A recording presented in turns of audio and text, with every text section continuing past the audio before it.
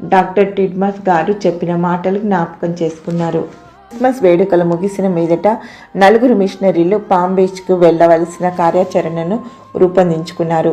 ప్రభు చిత్తమైతే శుక్రవారం ఉదయం 1955 డిసెంబర్ 31 పామ్ బీచ్లో ఎవరు లేరని నిర్ధారించుకొని కొంత సామాగ్రితో పాటు జిమ్ మరియు రోజర్లను అక్కడ దించి తర్వాత అల్యూమినియం షీట్లతో పాటు ఎడ్ను దించి ఒకవేళ పీట్ కూడా దేవుని నడిపింపు పొందిన ఎడల మరి ఎక్కువ సరుకులతో తనను కూడా తీసుకురావాలని నెట్ కార్యక్రమం రూపొందించాడు.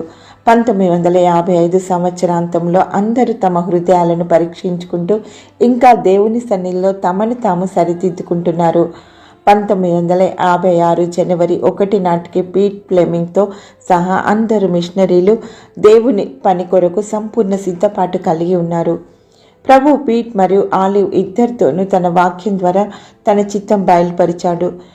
దీని నిమిత్తం మనలను సిద్ధపరిచిన వాడు దేవుడే మరియు ఆయన తన ఆత్మ అను సంచకరువును మనకు అనుగ్రహించి ఉన్నాడు.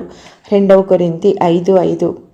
మిత్రులందరూ సిలువ మీద తాను చిందించిన రక్తముతో తమ పాపాలను కడిగి తమను రక్షించి పరిశుద్ధమైన పిలుపుతో తన సేవ కొరకు మనల్ని పిలిచిన రక్షకుని ప్రేమను జ్ఞాపకం చేసుకుంటూ ఆయన మహిమగల సువార్త కొరకు వారు తమ ప్రాణాలను తృణంగా ఎంచుకున్నారు.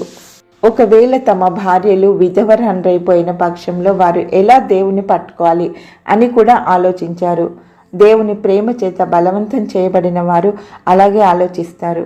అంతేగాక నీవు వధింపబడిన వాడై నీ రక్తం ఇచ్చి ప్రతి వంశంలోనూ ఆయా భాషలు మాట్లాడే వారిలోనూ ప్రతి ప్రజలోనూ ప్రతి జనంలోనూ దేవుని కొరకు మనుషులను కొని మా దేవునికి వారిని ఒక రాజ్యంగాను యాజకులను గాను చేసితివి అని ప్రకటన 5:9-10లలో వ్రాయబడిన ప్రకారము అవకాలలోనూ దేవుడు తన కొరకు ఏర్పరచుకున్న వారిని సంధించుటకే తాము వచ్చి ఉన్నామని వారు రూఢిగా అర్థం చేసుకొని వధింపబడుటకు సహితం సిద్ధంగా ఉన్నారు.